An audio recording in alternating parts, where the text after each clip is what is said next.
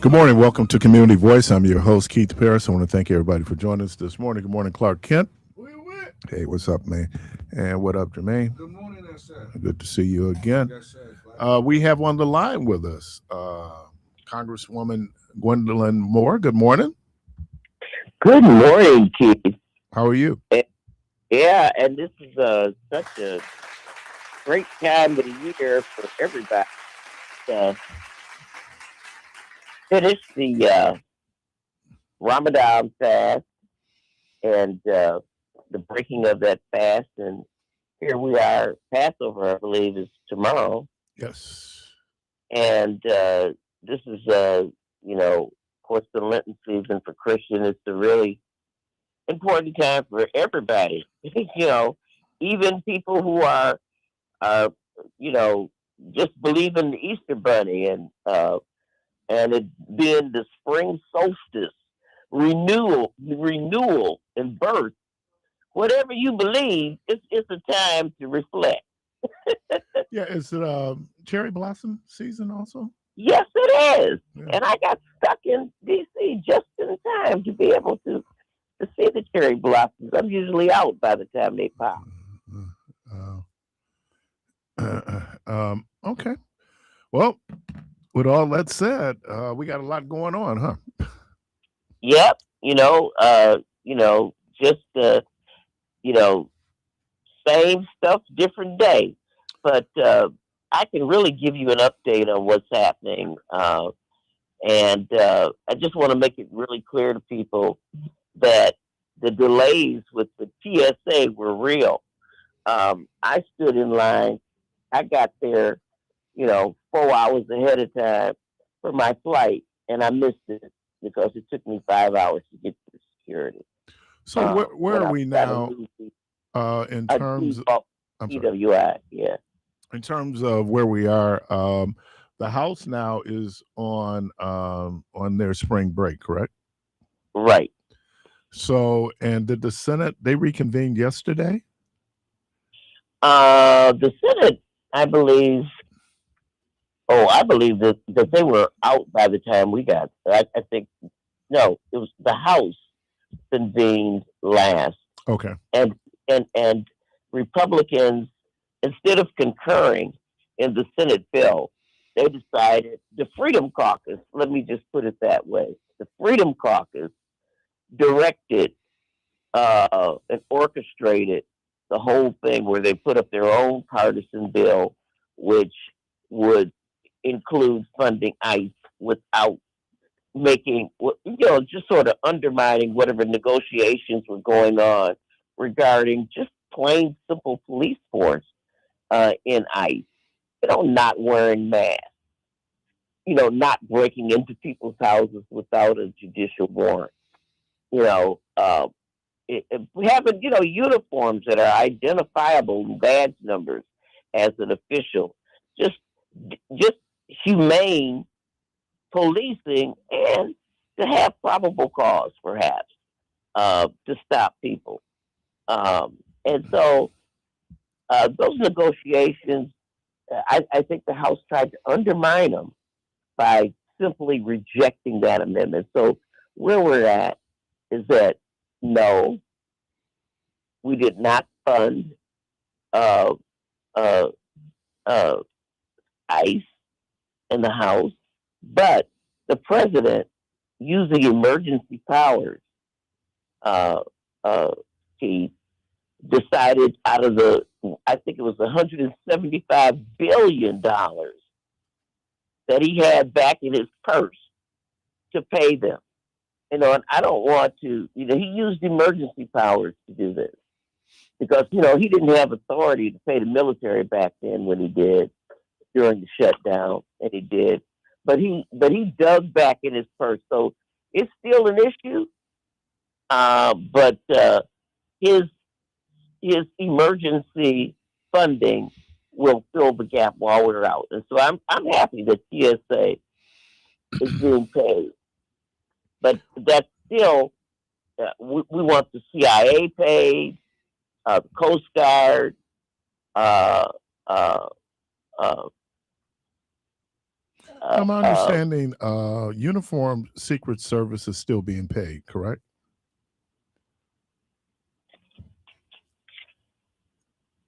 well, I don't know. Oh, okay. Can't say. Okay. Um, I don't know today. I know that there's some impact on the Secret Service from the Homeland Security bill. I mean, some of the OGs, if people think I've been there a while, some of the OGs in Congress really have opined that Homeland Security is a monstrous agency and shouldn't be that big. We shouldn't have TSA tethered to uh, uh, or FEMA tethered uh, to this. The agency is too big, and so we shouldn't have them tethered to each other with regard to funding matters. Um, it bipartisanship is a very, very important component of our democracy. And I want people to know the Democrats are fighting back. They're winning, so called winning, these battles very narrowly. Um, because there are Republicans we know that are empathetic with our side, but they're just too afraid of Donald Trump. But we do see that withering day by day as Republicans retire, resign, speak out against him. The most famous person is Marjorie Taylor Greene, of course, but that has continued. And this war, um, we've had uh, we had a war resolution power vote, for example, that the House defeated, uh, 212 to 219. Um, uh, and then we came right back. Okay, the Senate then defeated a motion 47 to 53. And same thing on March 24th. It's not like we're not fighting back. We are putting out more. We're going to continue to put out these war powers resolutions uh, as long as they are in power. And we're if we have to put out one every week or whatever episode that the rules will allow, whatever intervals they will allow, we will continue to offer that. There are now resolutions on the floor to prevent Donald Trump from putting boots on the ground in Iran, as he has threatened to do. But the reality is that the Iranians have not responded particularly to the president's claims that they're agreeing to a 15-point plan to end the war. The Iranians at this point have not suggested that they are in a negotiating mode. So this is a war, and just let me just take a tangent here for a second and just say that the president has broken every promise that he made to voters. And I mean, to lower prices, to stop these endless wars. And the price thing is real. If you bought groceries, if your groceries cost you $300, in 2022, they now cost you $360. And that goes for car loans, uh, uh, uh, um, uh, there's a record number of Americans now behind on their car loans, that they're at least 60 days late on their car payments. And this is the highest delinquency rate since the 1990s. Gas, of course, I don't have to tell anybody about that. But it's the second largest 4-week increase in the last 30 years. And healthcare, you just add all that up, and that's real money. And I'm telling you, Americans are selling their blood to make ends meet, Keith. Last year, people in the United States made about $4.7 billion selling their blood. 62.5 million liters of their plasma. And, we always talk about donating blood and all that.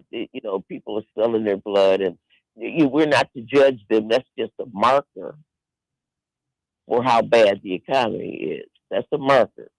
That's the canary in the coal mine. And of course, the president has said that, No, I didn't say anything. I'm listening. yeah, he has said he's going to really hold us hostage before we pass his SAVE Act. So I want to talk about that a little bit, if you don't mind. Sure, go ahead. Brian Style of Wisconsin, that's Steil, that represents the area, Racine, Janesville, Kenosha, South Milwaukee, St. Francis, Oak Creek, right at our next door. He is the author of the infamous SAVE Act bill. This is a bill, and I fought, as people know, voter ID, plain old voter ID, for decades. And everybody said, what's wrong with voter ID? Well, this is not a voter ID bill. This is a true voter suppression bill that would require people to prove their citizenship. And that literally means bringing your papers to the polls in order to be able to vote. You got to dig out your birth certificate. If you don't happen to have your birth certificate, at a minimum, it puts you through the going down to the courthouse if you were born right here in Milwaukee, or if you were born in St. Louis or somewhere else, sending off and paying for it, and maybe paying FedEx or Express Mail or something in order to get it back in time to get that's the minimum. Because you'd have to do that if you were married and you had taken on your husband's name, like 69 million women have done, because their name doesn't match what's on their birth certificate.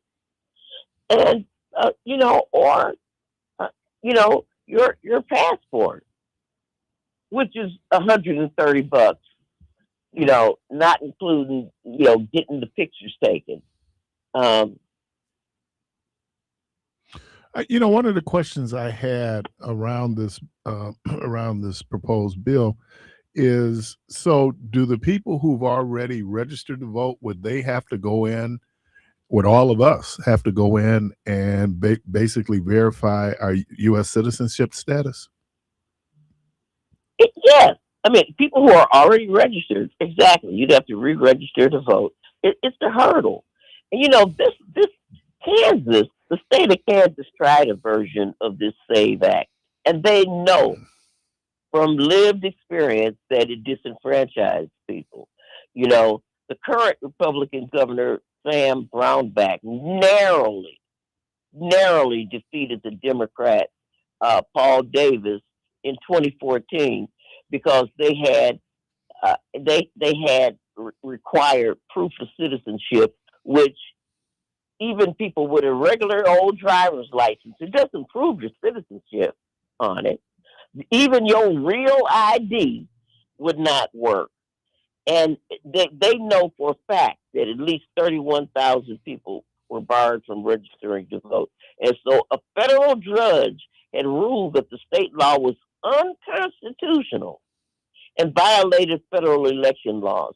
So this SAVE Act would basically sort of overturn and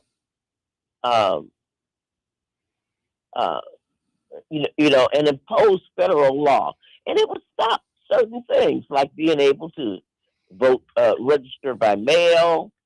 Perhaps it would overturn our same-day registration.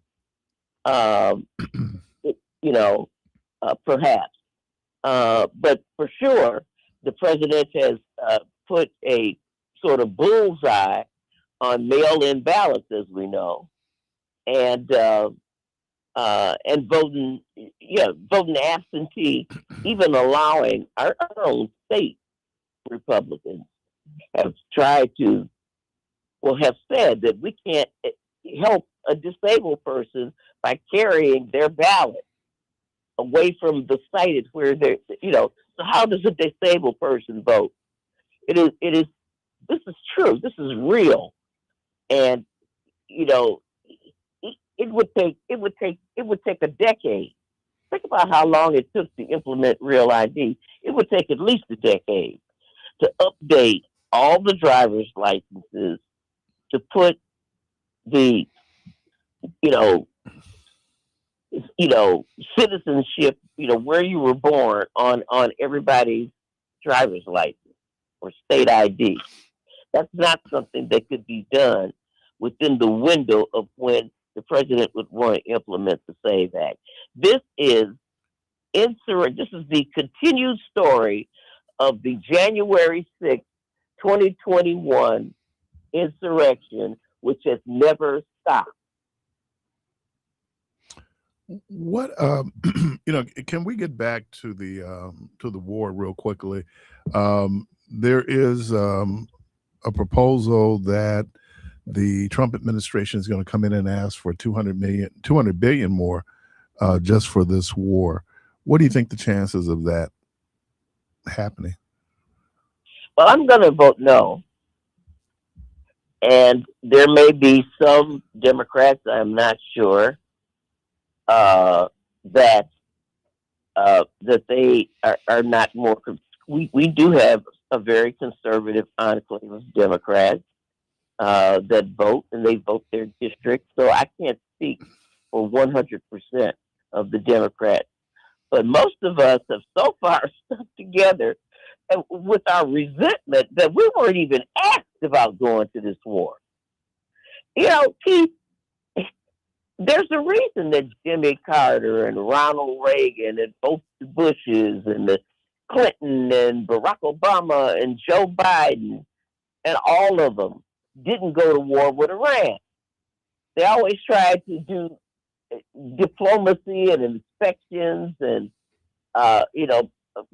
Trump came right in and tore up Barack Obama's plan that had been working. So I think, as a Democrat, I can tell you that this representative, Gwen Moore, no, I'm not voting for that money. No way, Jose. No way. I'm not voting for boots on the ground. You didn't ask me about this.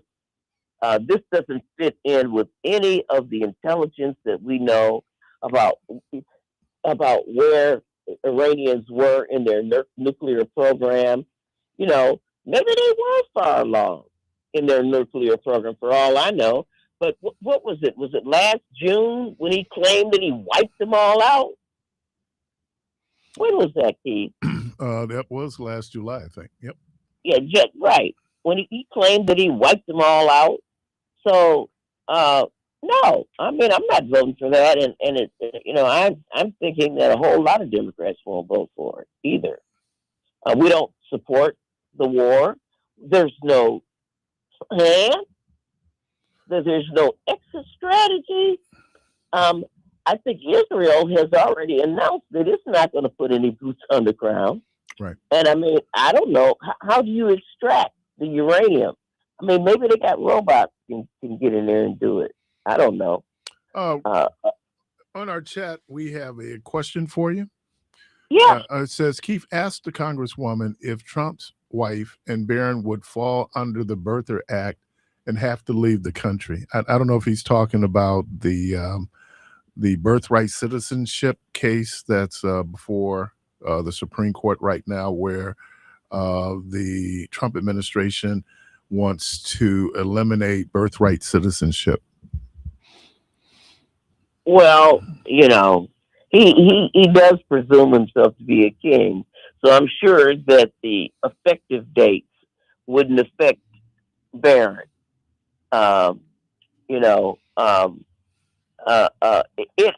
It's very difficult for me to imagine the Supreme Court agreeing at all to this. I'm very nervous about how long it's taken them to weigh in on this, because it seems like a non-starter in the first place. But it's possible that it's just sitting on the pile of important stuff sitting at the bottom. Because they do have to write opinions. So it might be just that it's just low on the totem pole. I'm nervous that the Supreme Court even took it up. That's what has made me nervous. But I am sure that the effective date would not affect Barron. I can guarantee to call it that, if such an absurd thing would happen. Let me ask, how would you describe the state of America right now in this moment? Well, I'll tell you. I think if you ask most economists, I sit with them often as part of the privilege of representing y'all. I go and learn as much as possible, and I do, yield to conversations on both sides of the aisle. And, economists think that we're chugging along just great, that the stock markets are steady, that people are investing in stuff like AI, that, when you think about all of the people who support Trump, all of them are not just straight up racist, as people often tell me. Some of them are just greedy, because they're getting so much money out of this policy. They're just greedy, and or they have some social need to adhere to the racist cause. But other than that, Trump, people think this economy is doing well. It's called a K shape. Yeah, the letter K shaped economy. Because at the same time, the economy, a negative number of jobs that have been created in the last jobs report. And as I talked about earlier, groceries are up, utility costs have shot up tremendously. The war in Iran, the tariffs, all this stuff have increased costs while the minimum wage is still where it's at. There are some economists who are saying that if this current war with Iran is not resolved in a satisfactory way, we could be looking at recession. Well, I'll tell you, the economy looks a whole lot to me like it looked in September of 1929. If I wasn't around, you wasn't around. But if history rhymes, and in September of 1929, it was the roaring 20s. People were partying. The stock market was way up. People were living the great life. But that was at the top, and at the bottom, people were suffering. They had lost their income and their jobs and stuff. I think World War I was over, and so the big food. Some people argue the war does create jobs, y'all. One thing about it, being at war does create jobs, but jobs had dried up, and people were doing great at the top and suffering at the bottom. And that next month, October 1929, the crash and the Great Depression. And right now, we're overinvesting in AI, and it's just like it's just another bubble that's being created. And so, yeah, we're in dangerous straits because the war, some say, is costing us $1 billion a day. Wow. $1 Congresswoman, billion a day, Keith. How much would you like of that? well, I was watching a little bit. Excuse me. I was watching a documentary called "The Riot Papers," and it was about the Kenner Report. And they did when Johnson did the Great Society. He spent about $1 billion, but the Vietnam War was costing $30 billion, and conservatives went after those social net, social safety net programs. Um, I'm agreeing with your assessment. I think, wow, like 1929. Now again, I Mm-hmm. graduated from college in the Reagan Depression, so though Mm-hmm. that was tough. The early '80s was really tough in terms of this country. So Yeah. Well, I mean, you made another point. I think I wanted to comment on about the state of the economy. Um, it's not all doom and gloom. Again, because ironically, war creates jobs and it creates opportunity. But I think this is really a time. We talk about it in terms of our debt. I just don't want to hear Republicans complain about the national debt when they are letting an unauthorized war go on. And I mean, the scary part is you know the Iranians at this point are. I think that I think that they're not ready to come to the table, and I don't know. or do Maybe you it's think it's because they just don't trust America? My understanding was that prior to the onset of this war, that the Iranians had made an offer that was even better than what was on the table. Excuse me, when Obama had did it and it was rejected. So it seems to me they wanted to go to war with Iran. I think the president thought that Iran was Venezuela, and the military and political and social structures of those two countries are very, very different. And then just how strategic the Iranians were in terms of being able to respond to the attack. So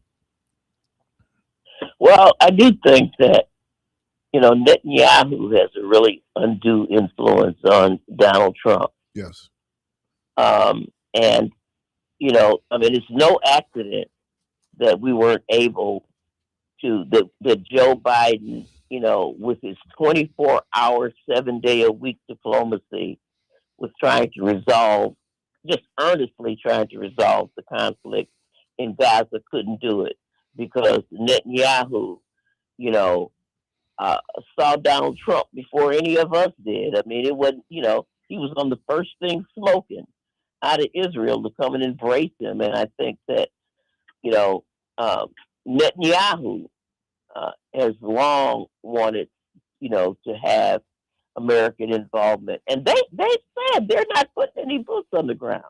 Hmm. And that is very, very troubling. I think that wherever the grown-ups are in the room on the Republican Party, whichever room they're in, I think it's time for them to come out and do something to rein this guy in. I really do. Because, we have our interests internationally and we have our interests at home. And I think that Donald Trump has not, uh, he has not been in his humble place as a president to have tried to negotiate this without our consent. No, no to the $200 billion from this. He's only got 217 more votes to get, so that's the good news. Congresswoman Gwen Moore, we appreciate you. I appreciate you too. All right, and have a wonderful holiday season. Yeah, my little kid's gonna dye some eggs for me. Okay. Oh, that sounds good. Yeah, that's my favorite part. Okay. All right. Love you, dear. Love you too. All right. Congresswoman Gwen Moore, you're listening to Community Voice. We're going to take a quick break and we'll be right back.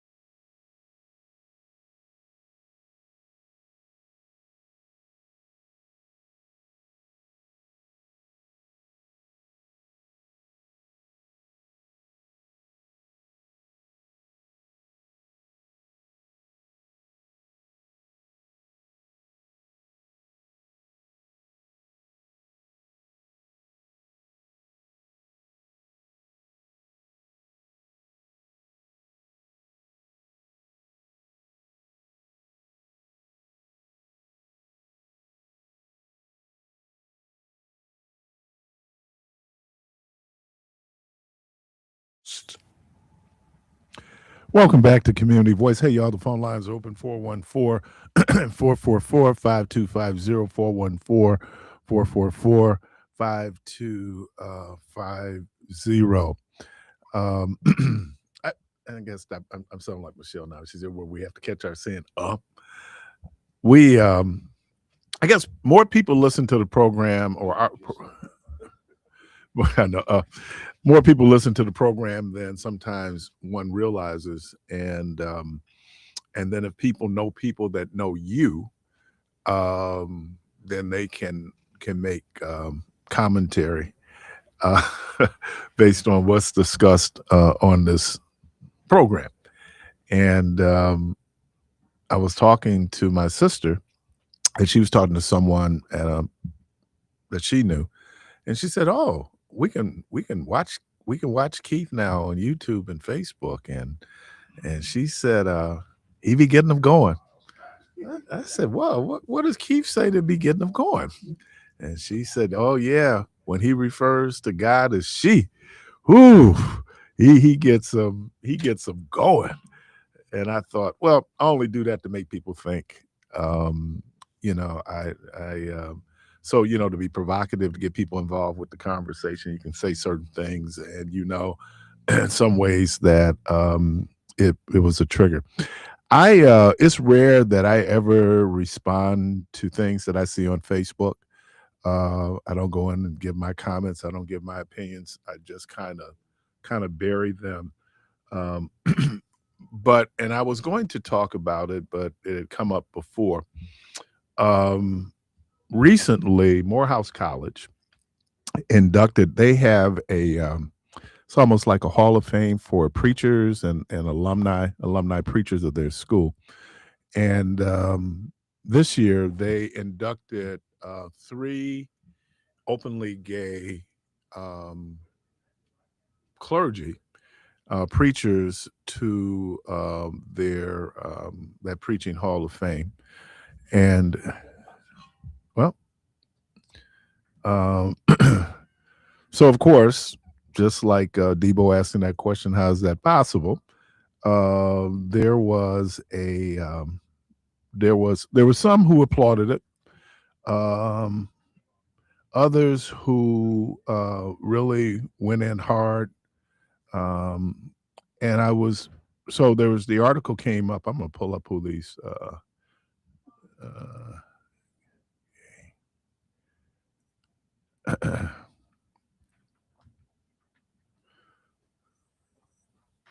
Here we go. Here we go. Do it off of Yahoo. Morehouse College honors three openly gay black bishops with the MLK Chapel portraits. Morehouse College has unveiled the portraits of three openly gay bishops. The oil paintings have been placed among the HBCU figures of liberation like Martin Luther King Jr., Mahatma Gandhi, and Abraham Lincoln. This marks the first time the Morehouse College unveiled a portrait of an openly gay bishop. Bishop O.C. Allen's oil portrait, which was painted by artist Dwayne Mitchell, was unveiled during the Bayard Rusted Crown Forum on March 19, according to the press release shared with Blafity.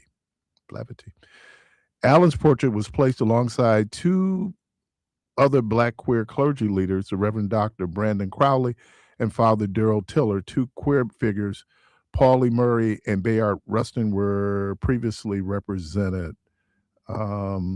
This moment is both personal and political. To be honored at Morehouse College, a place that has shaped Black legacy and liberation, remind me that our lives and truths cannot be erased, even in oppressive times, Allen said in an interview with Gay Magazine.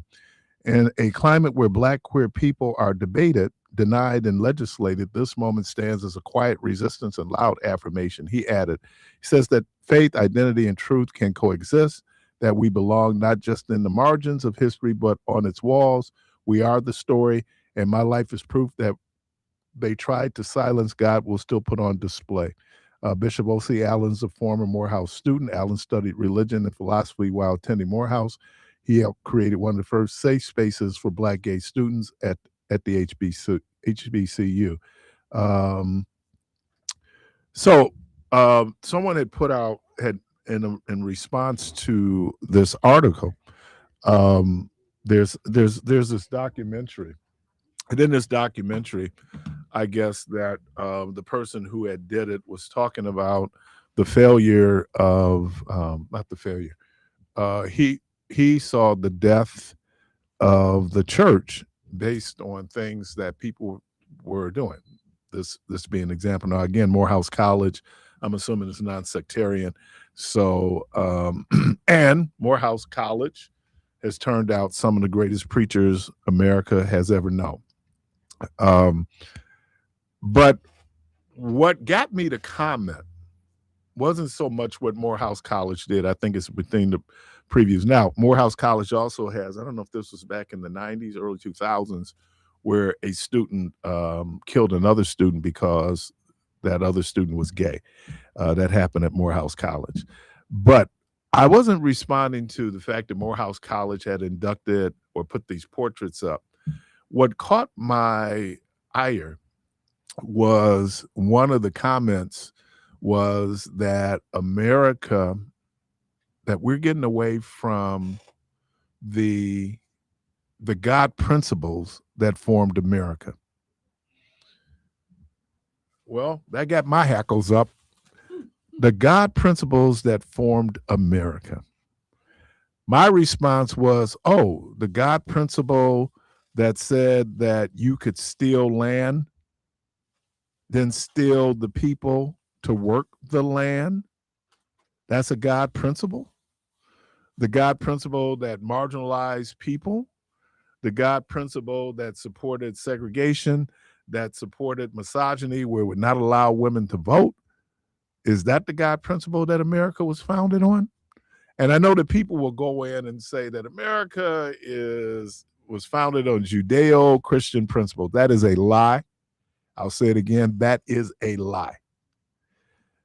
Deity is only mentioned once in any of those documents, whether it's the Declaration of Independence, whether it is the U.S. Constitution. It's only mentioned once, right? Because these folks did not find America based on some religious dogma. As a matter of fact, one of the pieces, and it's being challenged now, was that in the First Amendment of the Constitution, it says that the nation will have no respect of religion, nor establish a religion. I was watching CPAC, and this just came up, and they had this clip from CPAC. And in Texas, there is a group of Muslims who have come together, formed, they live in a community. They bought property, doing all the things that you need to do in the community. The what is it called? Islamophobia, or there's not anti, but Islamophobia is real. It's real in this country. And so you heard these people basically just going after Islam. Oh man, they were going after Islam. They were going after Islam. But that's not what America was built on. America, even though Christianity is the dominant religion, we still have other people. Right now, there are people who are criticizing the Secretary of Defense because he's basically, and the Pope just chastised him, right? Saying that you cannot be a promoter of war. God does not hear your prayer. And so it just sent me for a loop. And then here's the crazy thing. There are all these people, many people who really accept what this guy was saying in terms of that America's decline and the decline in the church is that the church is more open. I just saw something on Facebook. I gotta get off of Facebook. I was watching something on Facebook, man, and it was talking about women in tight clothes. And women in tight clothes can't serve the Lord.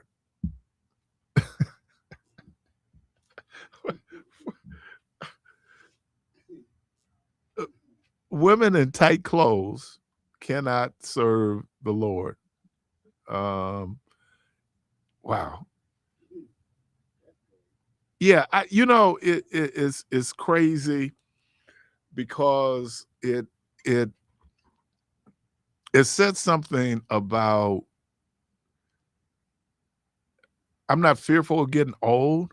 I just don't want to get old in my thinking, right? I said something to someone and they looked at me like I was crazy when I said, shouldn't particularly Christianity be inclusive and not exclusive? That it doesn't matter who you are, what you look like, who you love, how you worship, that God loves everybody. So I just wanted to do, like I said, it's rare for me to ever go into Facebook to do a comment, just because I'm fearful that it might come back to haunt me one day when people go, oh, there's a post that Keith had in 29. There is, they have a quote that he loved Donald Trump. Now, of course, they only take that part of it. I think in full context, he was saying because he's a Christian, he doesn't hate Donald Trump. He has to love Donald Trump, which is true. Which is true. If you're a Christian, no matter how bad Donald Trump is, you and I have to love him. I hear crickets. Okay. Am I wrong on that? I mean, am I, and then someone just put in the chat, and I didn't want to, it says our denomination split because we allow gay folks to be in the pulpit and also marry. I think that's the United Methodists who have done that. So anyway, phone lines open, 414-444-5250. Again, trying not to be that guy, where, get off my grass, just an old guy out there being old. But I just wonder, it seems that sometimes we take two steps forward, and 3 steps backwards. And I just wonder, I do wonder about America. You heard the assessment that the Congresswoman had in terms of where we might be here in America. But anyway, Carla, welcome to the program. Good morning. Good morning. I just want to say good morning to all you beautiful people and continue to follow your faith. But what I don't understand with some of these so-called religious crusaders and the Lord, if gay is so wrong, why y'all don't speak against all them illegitimate bastards you made that y'all not raising that's running these streets? If everything is so wrong in the church, why are y'all married right now? Y'all made all them outside babies and they ain't gonna show up until you're dead, and your wife gonna find out the woman that's around the corner who had the minivan, that child with the big head that looked like yours, was actually yours. Why is it that if everything is so wrong, why do y'all sit up here in judgment when y'all know if you pull your pants down in your drawers, you done got all these diseases when you get that white envelope to your house? You didn't tell your wife about all them abortions you paid for from her sister. Why we gonna sit here and act like we so good and so great? Cause ain't nobody cloth clean. And then my thing for you religious people, why you worried about what two men and two women doing? They ain't invited you. So you're not thinking about why they like who they like. You're thinking about sex. And the other thing is, when they kill a lot of them gay people, it's probably because they used to mess around and they didn't want the secret to come out. Just like with Hitler. They said Hitler was a fruity booty. And he didn't even like women. And then y'all don't even know what God was doing. He used to hang with prostitutes. And if you are a man and you know the things that a man go through, y'all ain't talking about that. And him and the disciples didn't wear no drawers, but y'all gonna sit up here and say, well, this is what the man said, this is what the thing said. But you never looked at the fact that the people who wrote the Bible probably had type 300 diabetes, blood sugar at 2,000, probably had gout, MRSA, probably had shingles and measles incubating, but y'all gonna sit up here and speak the word of somebody that you ain't never made in your life. Did you tell your woman that you thinking about cheating on her when she go to that church event over the weekend? Appreciate Let's you. keep it 100. And then y'all always say, oh, well, that's perversion. It's a whole lot of perversion. Why you didn't tell your wife, that woman in the church who got that 44 triple D, who got all that waist and 52-inch hips, you like it when she walk up? Yeah, tight dresses. All right, man, appreciate you. Have a good one. Bye-bye. Shut up.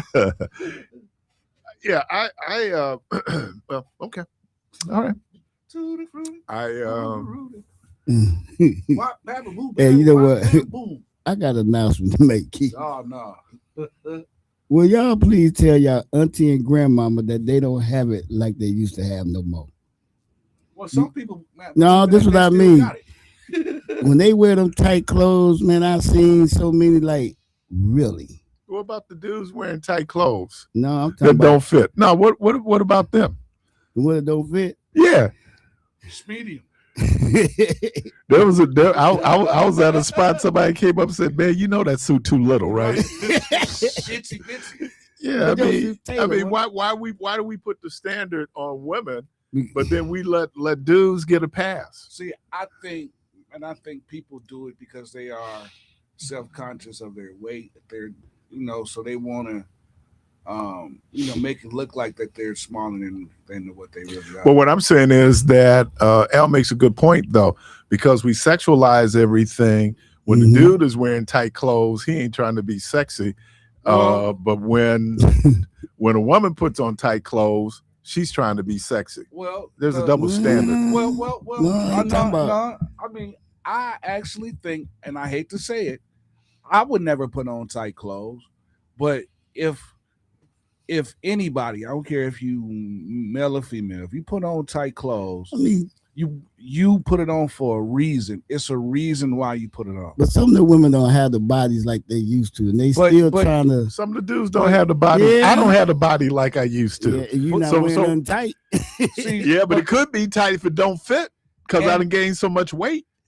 See, but I don't think it's because of the weight. I think it's because they really want to look sexy and they don't want to. But I'm not. So why for me it's different. I'm not trying to be sexy. Same. No, it's the same because some people think that that's appealing to when you can see what's in a person's pocket. If I can see you got $20 in your pocket because your clothes are so tight, some people think that's appealing. And so there's a line from One Battle After the Next where what's her name? Is it Kiana Taylor? What the sister? Tiana Taylor? Yeah, she has she has Sean Penn. Why your shirt so tight? And his immediate response was, "I'm not gay." She's going, "Why is your shirt so tight?" That was his response. Yeah, that was his response. So wow. no, I think that there's a double standard, man, and I know it's hard because we go on what we see. We spend a lot talking about appearances, but let's not do a double standard. I mean, we're ascribing motives to someone that may or may not even be there. So, caller, welcome to the program. Keith, how you doing? Hey, John. Oh, I don't wear tight stuff anymore. Oh, you out your tight clothes? Yeah, I don't do that no more. But I'm like you. I used to look good, but I'm not saying you don't look good. But anyways, hey, who were those guys yesterday? Were they part of the new management team or representing the new company for the radio station? Plus, is NOV with Courier still? Are they both together like they used to be? 3 questions, kind of, sort of in one. Yeah, I think we still have. It's still Courier Communications, so it is the radio, and then it's still the newspaper. Oh, okay, right. Yeah, that's what I figured. So then the 2 dudes that were here yesterday, they were part of that company. They were they're part of. Yes. Oh, okay. Yeah. Those are the guys One is the station manager, and the other one, Drake Bentley, has just been hired to do journalism. He's a real journalist. Oh, okay, yeah. When I looked it up when you guys first got told, and I looked up the situation, there was a black guy, and then one of them was involved with college stuff, and there was a white guy. So is that the same I think, two guys? we're trying to expand our reach in terms of different ways to reach the community, understanding, excuse me, the diverse demographics that we have in our community. So that's what that's about. All right, man, I got to take a break. You're listening to Community Voice. Phone lines open 414-444-5250, 414-444-5250. Quick break. We'll be right back.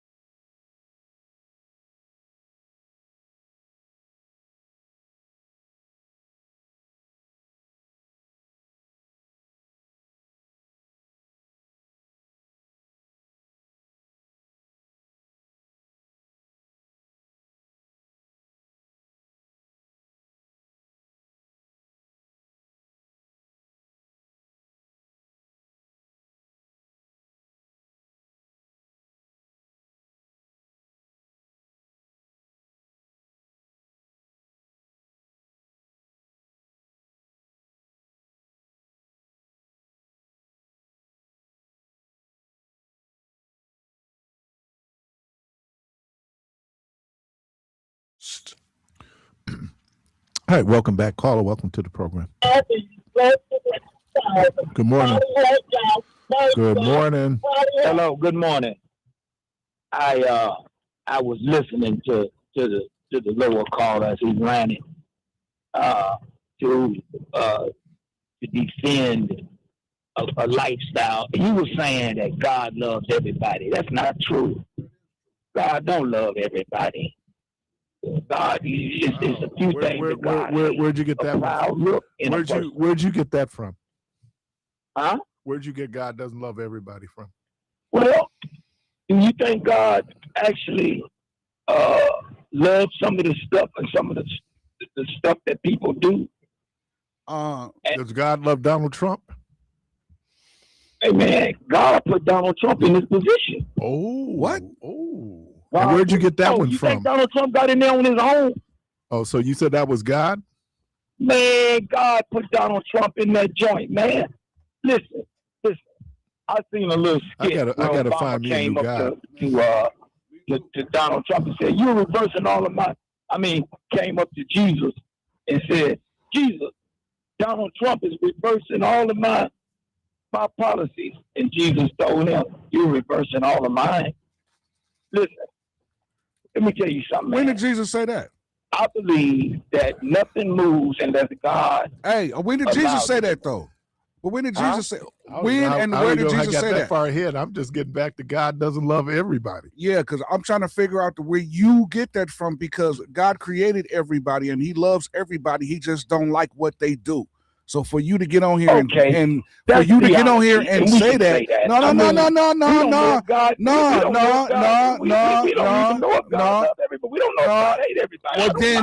Well, then you're not a believer. You're not a believer. You're not a believer, and you don't read. We can't. You're not a believer. But I can go back to the Old Testament and look and see where God destroyed a lot of things. Because of what people did. It wasn't because of who they was. It was what they did. So for you to get on here and say that God don't love everybody, brother, you're not a believer, Doc, because you don't read. All you gotta do is correct me. You don't read. I don't read. You don't read, brother. No, you don't read. From the top, you don't read. You couldn't have. Well, hold on, just so I'm clear, brother. I done read Genesis, Exodus, Leviticus, Numbers, Deuteronomy, Joshua, Judges, Ruth. All right, I got all of that, bro. All right. Here we go. Appreciate you. No, you didn't. Caller, welcome to the program. Wait, you lying, brother. Welcome to the program. This is John again. Hey, John. What's?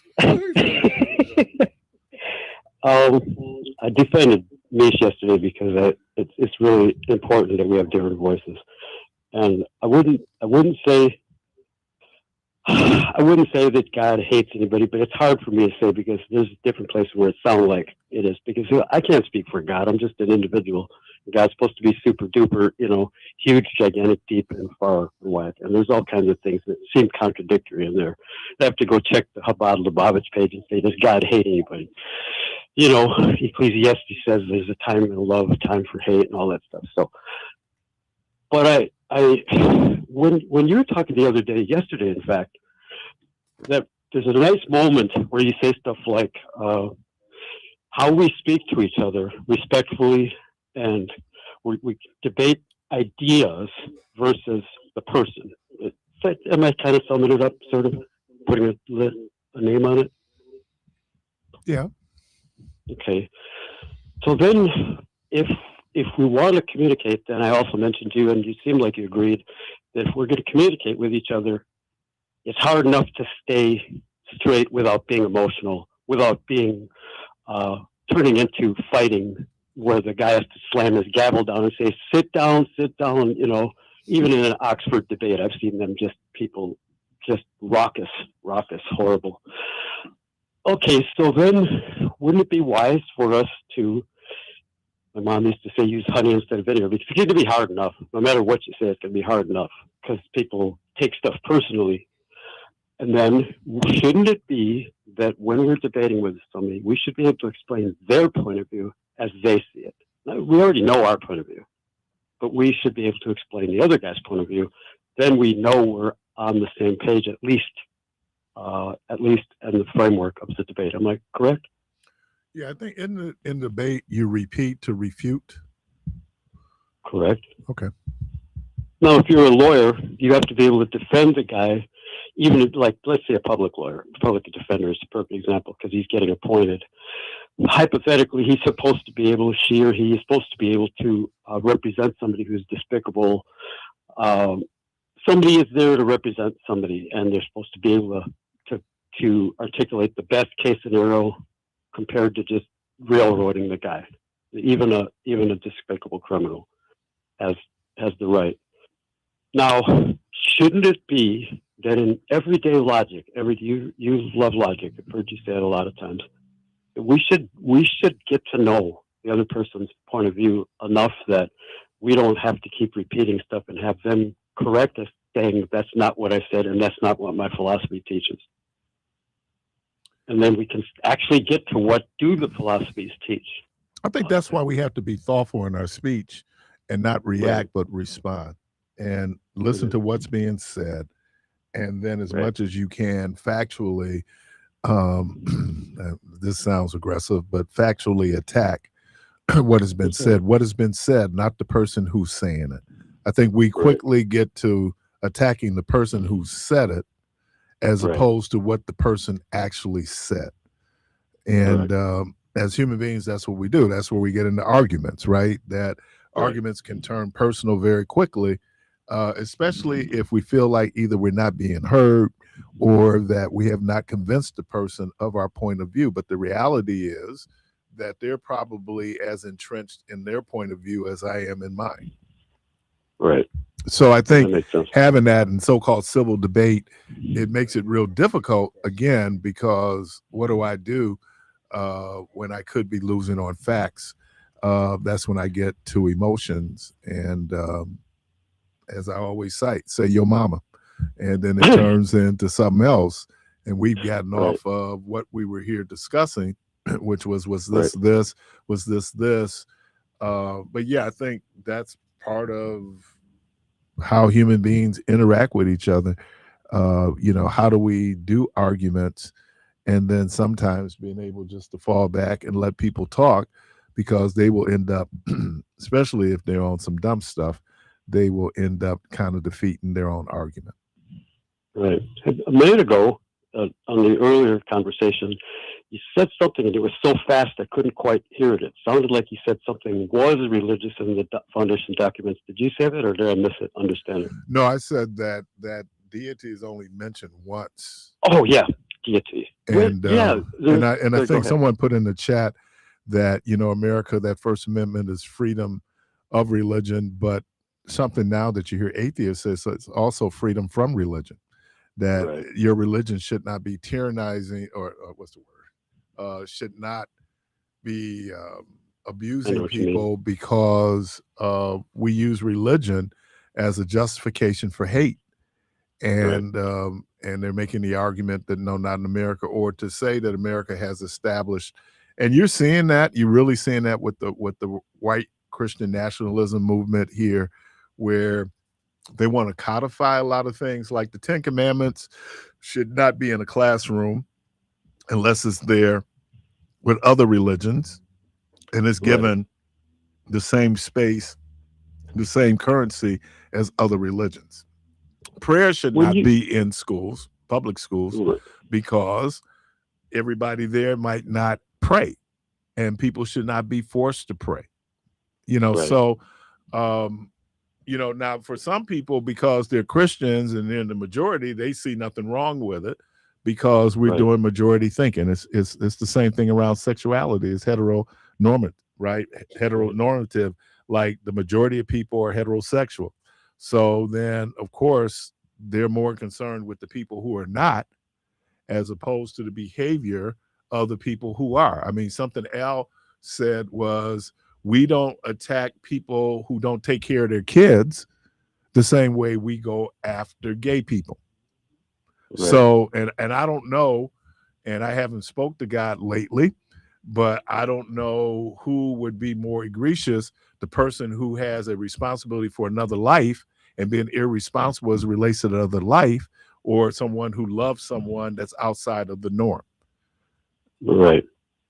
There's a part, I looked through the Declaration and the Constitution, looked and looked and looked. I couldn't find the word Jesus in there once, no Christ or nothing. He wasn't in there, even though you have some people. Because don't Mormons believe that Jesus visited North America and that part of their, like their I'm not an piece expert but you're not going to find it. You're not going to find it. Yeah, and the closest thing is, like you said, Creator, and then also the year of our Lord at the very That's end. It. That's it. And the year of our Lord is more, what do you call those? More just a salutation or annotation than it is, acknowledging that, this was God. And look, if it was based on that, we would look like Iran, because Iran is a theocracy. Right, it's run by religious people, and as much as people talk about Israel still sees itself as a secular nation, even though the religious folks have an extreme influence on what happens there. But Israel sees itself as secular; does not see itself as a religious nation. Now I'm sorry. Go ahead. Sorry. Saudi Arabia is a theocracy, right? Yeah. I mean, so it depends on where you are, but if people in America thinks that a theocracy is a good idea, just look at Iran. How do you distinguish a group in Texas that may be more like the Iranian type or more like Louis Farrakhan type? Whatever we think, people can disagree about Farrakhan, but Farrakhan's no threat to the USA. I don't think Farrakhan's a threat. Well, in some ways, somebody may disagree. In some ways, but those guys over there are. In some ways, Farrakhan might be a threat to the status quo. We talked about it yesterday, but not the U.S. And I don't see those folks there in Texas. What's the difference between them and the survivalists who are in Montana and Idaho? They're a group of people. A lot of them have white Christian identity. I'm talking about those survivalists. Some of them that are the clannish types, they're waiting for that holy day when they're going to have their revolution and they're armed and our government watches them and we know they're dangerous. So then what is the comparison is that. But as long as they don't harm anyone, they have the right. Correct. They have the right. There's a settlement in Arkansas that's white only, right? Right. And as problematic as that is. And then they do it in Christian identity. They say they have the right to separate themselves. So, I mean, I think that because, again, America is a predominantly Christian country, one would then assume, in terms of what people adhere to in terms of their religion, that then that makes America a Christian nation. It does not. America is a secular nation, and America should remain a secular nation. I agree. What's your criteria then, knowing some of them over there want us to be obliterated? What is your criteria if you were to be the interviewer or teach a bunch of guys? Okay, but when I hear people say this with Iran, I know one of the things that the messaging that went around this war was they talked about 47 years, talking about, going back to the Islamic Revolution in 1979. And they said that they yelled death to America. People need to know the history of why they yelled death to America, because America, when Iran had a free election and someone was elected that America did not think was working in her interest, they ended up doing a coup and they ended up elevating the Shah of Iran. The Shah of Iran then, in order to keep control of his people, he then created Savak. Savak was their secret service. Savak was trained by the CIA. So people in Iran, when they look at it, America was the great Satan to them, because America was part of, as they view it, the oppression that they had to suffer under the Shah. There's history there. Those things are true. Let's say all those things are true. There's a lot of debate about how that story's been painted. But let's just say it's What do you mean how the story's been painted? The way I've heard that story over and over since I was a kid. Now, let's just say it's a correct story. Does that mean that regime are not also involved with direct hands, indirect hands for sponsoring many organizations that are just plain jihadists, regardless of what? Okay, but they want to take over the world.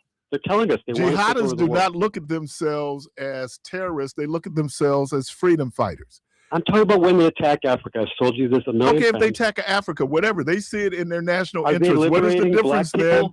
Are they liberating black people from themselves? But what I'm hearing here is that there might be, and you correct me if I'm wrong, you might have a problem with certain types of Muslims. What I'm saying is that we do it from our cultural American I know, lens. that's why I'm asking you, how do you distinguish? How do I distinguish what? Explaining that we're prejudiced, once you're done explaining how we're prejudiced, now do you sit down and say, now that we've explained how prejudiced we are, if finally get okay, to the well, job look, at a hand, lot of people do not guy. subscribe to Christianity that says that you love your enemy. There are other like religions we in said the before. world, and I think. So how do you distinguish it? Then How do you distinguish what? What am I distinguishing? Because you know that some of them are downright dirty people who beat their women. They're downright Christians who are doing dirty, awful things. We already know So that. why do I? So what then if I identify those folks? So for example, Are you sure we Hezbollah. don't distinguish because we know there's bad white people? Are we supposed to just let people in without discrimination on the basis of what is their ideology? Do they beat people? Do they kill people? Do they rape women? Do they do this because the woman should not show her ankles, her hair, beat her to death because her hair is exposed? So how do you distinguish that? Or you just write it off and say, well, white people are evil too? No, that's not what I'm doing, and I'm not making. Okay, that's why I want you to. No, I'm not. But what I'm saying is, that we do not want Iran to say to us, this is how you should govern your country. These are not your modernity. And people are begging us. The people are begging us, and all over Africa, all over Middle East countries, the minorities are rising up, the women are rising up, all of the dissidents are saying, why is progressivism sitting on its butt with a white guilt trip? Why are they praising all this brown stuff? And when it comes to brown people rising up in their societies, white progressives, black progressives saying they're on their duffs. I would think that if you talk to people in Africa, they will tell you that a lot of their problems are not caused you talk to the Kwame Nkrumahs. I know what you're saying. You talk to the Tory, whatever his name is. Yeah, they always have that attitude. But the little people in the world want because if freedom. Truth be told, it's probably more European influence and European Christianity that's had a negative impact on the continent of Africa than Islam. Okay, who's stopping female genital mutilation from the very beginning? Christian missionaries put it on the board. You want to get your Christian. If you talk to indigenous African people, and one of the lines I love was that the missionaries brought the Bibles, left us the Bibles, and took the land and took the resources. We know that already. We've heard already. Okay, so I don't know what the argument is, John. Okay, so the argument is there is endless mass murder. Only one society owns black people. Only one society in the world, and that is Arab. Only one society is constantly murdering black people because of whatever reasons. You can say it's not murdering them because they're black. Are they murdering them? Well, South Sudan is about as black as you can get. Okay, are they murdering them because they're African? Well, the black people there with are they murdering them because they're African? Because they don't want to be slaves. Oh, okay, but and they just happen to enslave Africans.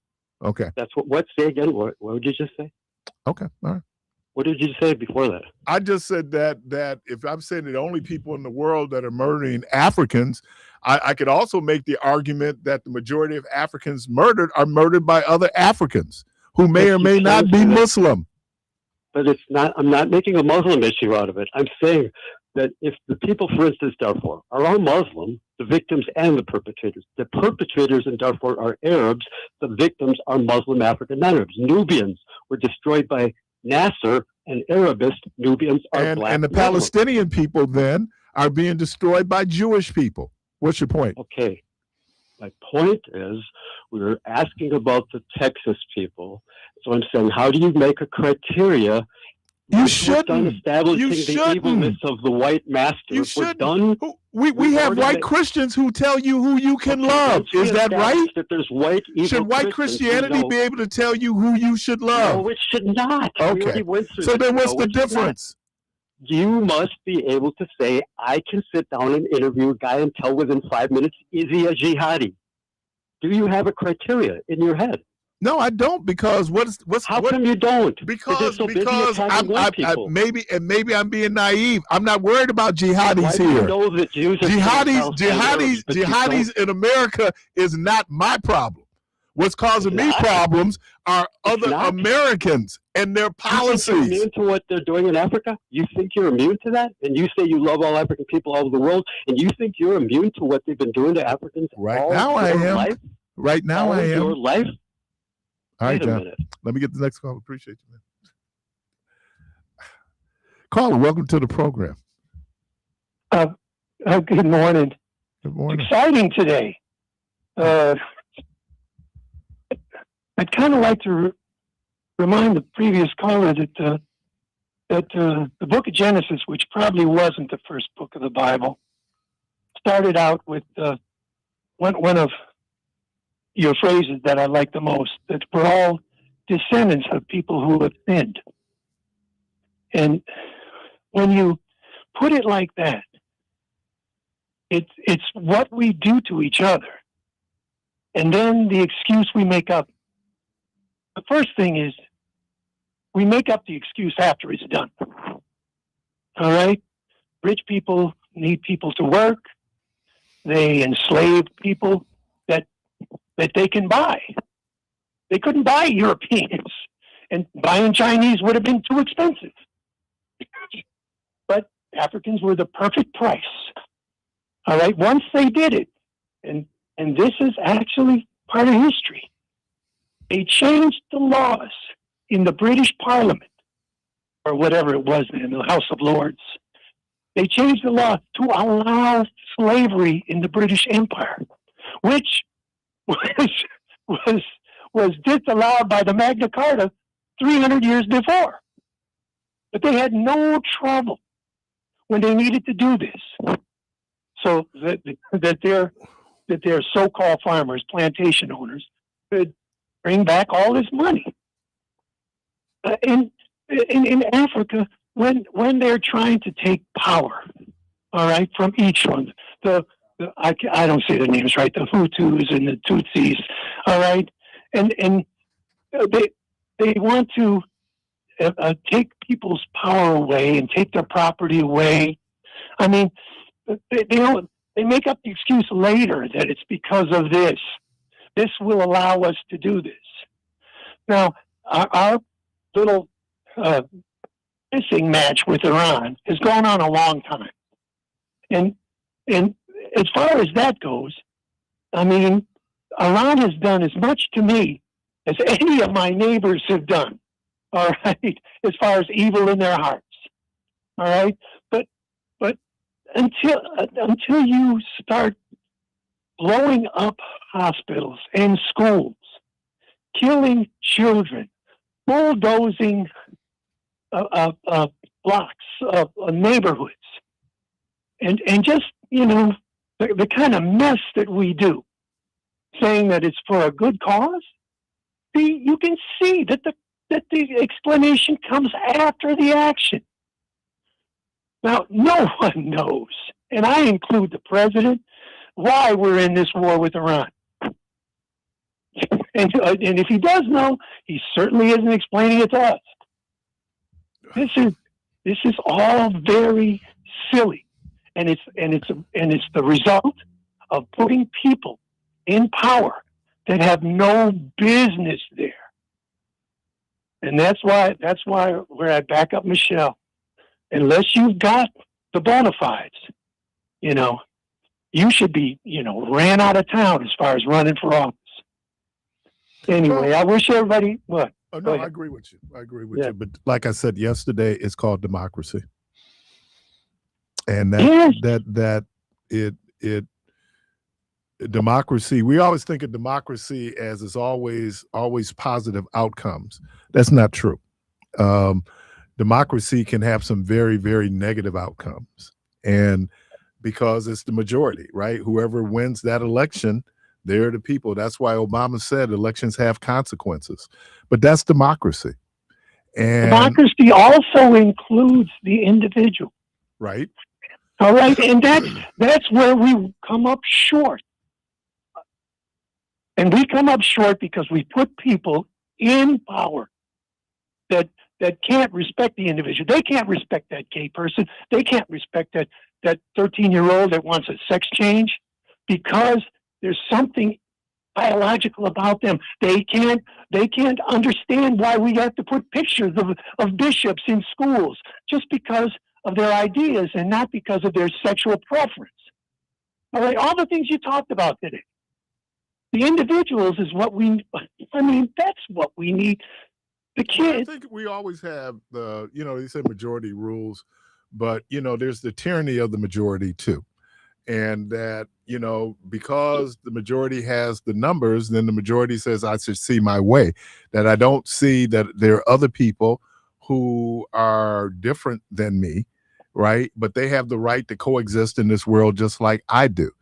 We want people to, we're always That convinced. sounds like a democracy. That It sounds does, like but the it rule also of sounds democracy. like, and that's one of the downsides of evangelism, that evangelism says that I have the right way, right? I may or may not have the right way. I know that's disconcerting for people because they've been programmed that you're the only right way. God, I think, is so much bigger than one way. But because that's the majority of people, then it must be God sanctioned and God ordained. Maybe, maybe not. Let me do this, man. I appreciate your insight. We need to take a break. Caller, I see you, 414-444-5250, 414-444-5250. We're going to take a quick break, and we'll be right back.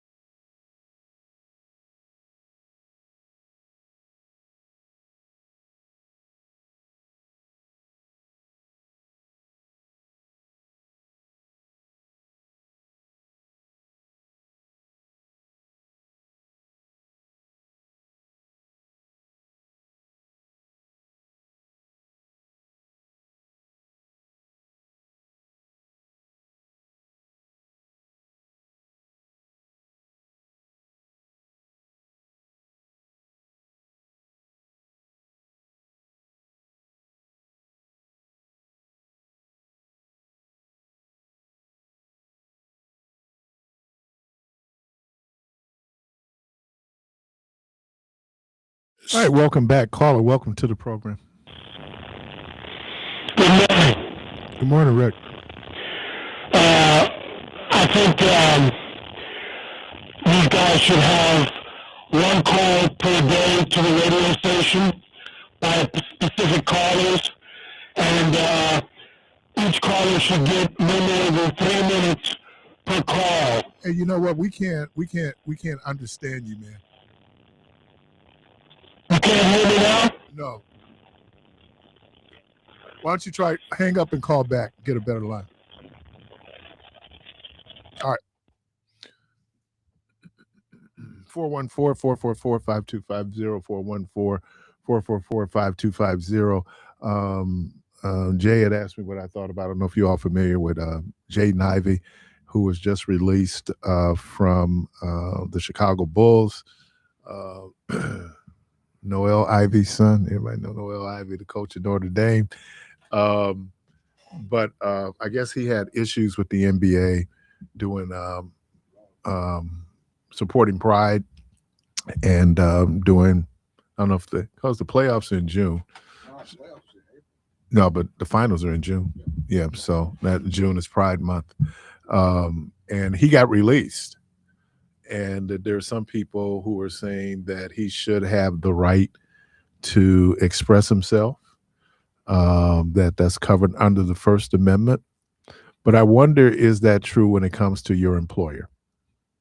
Do you still have the same First Amendment rights, the free speech, when it might be something that goes against your employer? I think it's still fair game. If he didn't say it on the court, if he didn't say it during a game, and if I said this on my own time and you want to punish me for what I said on my own time, you are really violating my freedom of speech.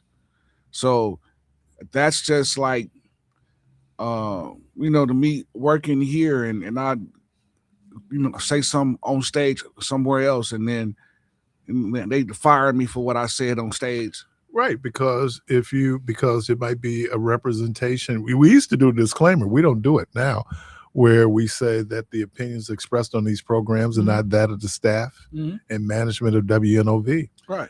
I think that if I work for someone, I'm working for them, I'm part of their brand, that I could have consequences in terms of my employment.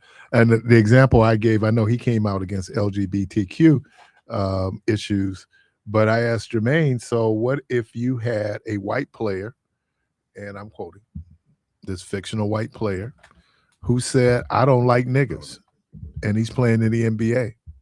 Should he keep his job? Money. Well, I mean, again, if he said it on the court, if he said it during the press conference, if he said it, then that's different. He said it on his social media. But if he said it on his social media, that's really free speech, man. So like, you don't. I don't like it. You think the NBA is not going to, because a significant portion of its fan base is black, that the NBA is not going to say, you know what, this is going to impact, even though he said it in his social media post? Now, I think that if it's a star player like Cooper Flag or somebody like that, that makes the NBA money, then the NBA would have some type of pushback. But for a player that's not really, in your pockets like that, to make a comment on his own time is really a violation of free speech, because I can say what I want to say. Okay. Should he still be able to work for the NBA? Yeah, because it's nothing against the NBA. He just said, man, that they shouldn't do it. But all those niggas. So that's just like the dude. That's just like the dude. Should be able to work with. But hold on. But that's just like the dude that actually came. And I'm out. sorry for doing it. I was just using the joke. I'm sorry. But that's just like the dude that came out against Magic City and the NBA promoting Magic City. But that's different. No, it's the same difference though. He didn't lose his job. That part. That's why I said it's. He said he didn't think. Well, but I think Magic City is different than gay pride. But it's what whatever you accept, you promote. Okay. Call, welcome to the program. Good morning again, Keith. Hey, what up, Rick? Can you hear me now, brother? Yes, sir. Okay, I just wanted to say that I think your radio station would benefit whether they have white ownership or black ownership. I think your radio station would benefit if each caller is allowed one call to the radio station per day and 3 minutes per call. Okay. That's a good suggestion. I'm done, brother. All right, appreciate you. And he did it in less than 3. Management from Germany. Boy, now that's long. No, I think it's a different piece. I do not believe if you had a white player who was on an active roster, who on his Facebook page said, "I hate niggas," that he would be playing long in the NBA. And I would also say that many of the black and white folks who are fans of the NBA would have a strong reaction. And so then the NBA would have to say bye-bye. Well, okay, for something that's that extreme. But him just No, I'm just saying. okay. I get it. The extremes of your views are protected by the First Amendment, but does that extend? Hold on, but does that extend to your employer? And like you have the right to free speech. I have the right to free speech, but if I sit up here on these or even in social media and say WNOV ain't, that's different. No, I'm expressing free speech. But you're moving the goalpost because you How did I move the goalpost? Because you are including your employer in your conversation. He Okay, wasn't including so let me do the white player. I got a problem with all these niggas in the NBA. Okay. And I'm using that as a quote. Yeah, I got it. So something that extreme, I get it. You want to say something. So whether it's extreme, so you're saying extreme speech is not protected by the First Amendment? I mean, look at the whole Magic City thing. Okay, Magic City, though, was perception, and it was based on the NBA brand. But he still said it. He said that the NBA shouldn't do it. And what did the NBA do? They didn't do it. Okay. So again, this is my point that I'm making. So you're saying that Jaden Ivey saying that the NBA should not celebrate Pride Month is something that the NBA should or should not do? Well, that was his opinion. Okay. However, just like the white guy was saying that the NBA shouldn't promote Magic City and limit purple. And I'm not equating. And this and that. I'm not equating Magic City with LGBTQ rights. I'm not doing that. I'm just right. Okay. Now, for him to say that the NBA shouldn't do it, I'm just going off of the base of it. I'm saying the NBA shouldn't do it. It don't look right. A white guy said it. Now you got a black guy that say the NBA shouldn't do it. It don't look right, and he lose his job. He lose his money. It's still two people that got opinions about something that the NBA is doing. Why is one more severe than the other? I don't know. Maybe one is more offensive than the other. Okay, what I mean, then what you think if the NBA is a family game? If the NBA in the workplace, do you have the right to say whatever you want to say in the workplace? In the workplace, do you have the right to have strippers and promote Magic City? I'm asking you. I mean, again, I think they had the right. They made a choice not to do it, right? I mean, right, because Magic City is not illegal the last time I checked. And saying that, being a certain way is not illegal neither. Okay. So what I'm saying is for them to move the goalpost because a black man expressed how he felt. He just saying how he feel. He not saying NBA. And if he says that, and the NBA says it could hurt their brand, you don't think the NBA has the right then to release him? Ask Craig Hodges. Well. I mean, having a conversation is different than for you to be released off of a team, one that sucks anyway. So that probably tells you, one, just how not productive he has been for that team. Well, and two, how he expendable. Didn't want to go there anyway. So what if it was LeBron James? That's why. Okay, you had LeBron come out and speak, and then you had the media push back and tell him to shut up and dribble. Okay, but what if LeBron James came out and said the same thing that Jaden Ivey said? Well, if that's how he feel, that's how he feel. Should he be released? That's how he feel. Why would I release a person off of how you feel? Like that's stupid. Like that's what make the world go round. You feel a certain way, I feel a certain way, Superman feel a certain way, and that's what But spins if the world. what I do has an impact on the brand, you don't think the brand has a right to then separate me because it's hurting the brand? I think that if it's included in your contract when you first enter into the NBA, I'm sure in it a is. small They have things in it. wording and things like that, then you got some leverage to stand on. But if you're just releasing me and cutting my water off of an opinion and what I believe, if I say that I believe that the sky is falling, Again, so what should happen to the white guy who comes out and said there's too many niggas in the NBA? What should happen to him? if he come out and say that, then of course he should be dealt with. How would you deal with him?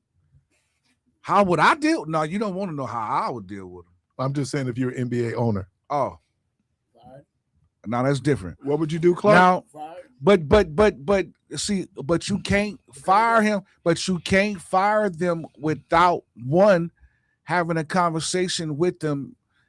I mean, because that's just like you just cutting a person water You off. can release off a of one person time. just because you don't want them there anymore. You can. But however, a person to say something like that, yeah, if it's hurting your brand, if it's hurting your numbers, of course you got to do something. But for him to say what he believed, and then the white dude said what he believed. I get it, but we're talking about something that didn't happen compared to something that did happen. No, because I'm saying, a white guy didn't come out and say I that. gave you another example of that. I give you an example of Craig Hodges. And people may or may not be familiar with the story of Craig Hodges, that Craig Hodges, working for a Jewish owner, was encouraging people to go in here. The Honorable Louis Farrakhan, Jerry Reinsdorf, the last time I checked, was Jewish. Jewish people have a problem with Minister Farrakhan. So is that right for you to do Craig Hodges like that because you got an issue with Farrakhan? Is it right? It's not right. Okay. Caller, welcome to the program. Good morning. Hey, Keith, I just had a quick comment and I'm going to get off because what y'all talking about right now. But didn't the Clippers owner lose his team because of using the N-word? He sure did. All right. And wait a minute. And the NBA, really, they forced him. They put pressure on him. He got more money for that franchise than it was worth. But so he really didn't lose nothing. Right. Technically, there was nothing. But why did they do it? Because they didn't want that racism attached to the NBA brand. Did you see the story about that? About which? About the Clippers. Yeah. About the owner. Yeah. See, but Donald Sterling. But we are talking about two different things because no, we're not. No, wait, because the owner didn't lose out. He ended up selling the team and made more money off the team, so he didn't lose a paycheck. He didn't lose financial. He gained. But he got separated from the NBA. Yeah, so he got seperated from why the NBA. Why did they separate him from the NBA? Because of what he said. And why but he didn't lose any money though. But why he got the right to say it. Yeah, matter of fact, he said it in a private conversation. So, and then reality, he was really rewarded because if he would have kept the team, he wouldn't have made the money that he made off of selling. He did, but at the same time, the NBA saw it was in their best interest because the majority of their players are black. Right. Now look, there probably are racist owners there. There's probably I can't say who they are, but I'm sure they are. But I think they also understand that their labor is black folks. So question. So if you take the team from them, okay, you take the team from them because you got black players, you don't want to hurt the brand. But we'll give you a substantial amount of money to go away compared to a black guy saying whatever he wanted to say and he lose money. But Jaden Ivey could be on a guaranteed contract. So even though he's released, he's not playing, he still could be getting paid. And okay, so look at this. The majority of every owner that owns a team is in it to make money. That's why you own the team. But part of making money is how people perceive your brand.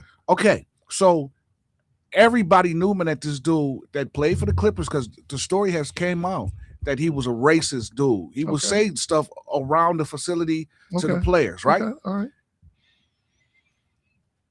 This cat lost his team because of his private conversation coming out. But the flip end, he made a substantial amount of money off of him losing the team. You're looking at the money. I think it was important for him because he didn't really want to willingly give up the Clippers. I think he enjoyed being an NBA owner, plantation. So, I think he enjoyed that. Now, again, the NBA didn't have any legal means to be able to get, so they had to go in and put it in the situation where we'll just make it just so good that, you're it's a golden parachute, you're going to be taken care of. Okay, but that he's in a different situation. I'm just saying that you can go into, for example, if you're in a government office, there's something called the Hatch Act, right? The Hatch Act says that you cannot, in government, be partisan in politics. I can't put a vote for Kamala Harris sign on my desk, okay? Right. Because that would be considered, but free speech is I should be able to support whomever I want to support, right. And I should be able to tell people that. Right. But there are probably limits to that, and one of the limits is in employment. I mean, I'm just, so I understand where people are going, and all the people who subscribe to the same views as Jaden Ivey, they're going like it's a travesty. But then you got the other group of people out there saying, you don't really want this dude associated with the brand. There have been hockey players who, when their team was going to do Pride, they refused to wear the rainbow flag. Yeah. Now, I think it's because he says something about Stephen Curry. And when you say something about the face of the league, saying that he's not a Christian and all this other stuff. But that wasn't what they cited. Yeah, I know, but I mean, come on, think about it. No, I mean, I don't. Stephen Curry is like one of the faces of the league. Yeah. So to have, all I know is my car better be where I park it when I get out of here. We got all this drama going on around these cars, and I want to make sure. And I know y'all got us on video out there. My car better be where it was when I parked it this morning. Hey, Superman. If not, I'm going to my social media page and I'm going to wear WNOV out. This cat never double dog dare you to fire me, all right? Because I got free speech. This cat jumped out and said, I know my car. Because they on there looking out the window again. So I'm just. Now, look. If they're out there towing cars, it's clearly marked. You cannot park out there. That's hilarious. Right? Is my car still good, man? I'm in the lot. Oh, okay. All right. I know one thing. I know, man. I'm coming out here, man. And I got this thing about my car not being where it was. Yeah, what happened to me. So, yeah, man. Yeah. Oh, they had his on the bed? Yeah, The truck? Yeah. They got to do the street. I don't know what make you think when they post the sign that they killed. Hey, but that's terrible because if he ain't got garages in the back, why you just didn't pull it? All city towing just left with his truck on the bed. Dog, did anybody go knock on his door? Yeah. Too late. Once it's on the bed, it's gone. Once they hook it up, it's gone. No, I didn't see people take it off though. Ooh, that's rare. Yeah. Hit his hand. I know one time they were. The show still going? Yeah. Yeah. Yeah. Yeah. Yeah. There's a show still going? Oh yeah. I mean, Current affairs. Jeez. Oh man. Got the whole staff at the window out there, and I'm going like they ain't looking at my car being towed. Hey, Anyway. that's crazy because I almost parked right there too. Yeah. In. Yesterday when I came out, dude, because he was marking the street, he said just in time. Yesterday when I came out. So they put up no parking. I didn't even see the no parking when I pulled up. They've been up. Well, I mean, They're working on the street. I wouldn't. Yeah, I didn't see it, but No, they put him up last week when Yeah. Oh, really? Yeah, yeah. Because I was I parked over guess here last The week. barricades are there for decoration, right? Because people go right around them joints. Bowling pins. Because I was gonna park over there, but security parked there first, so I had to.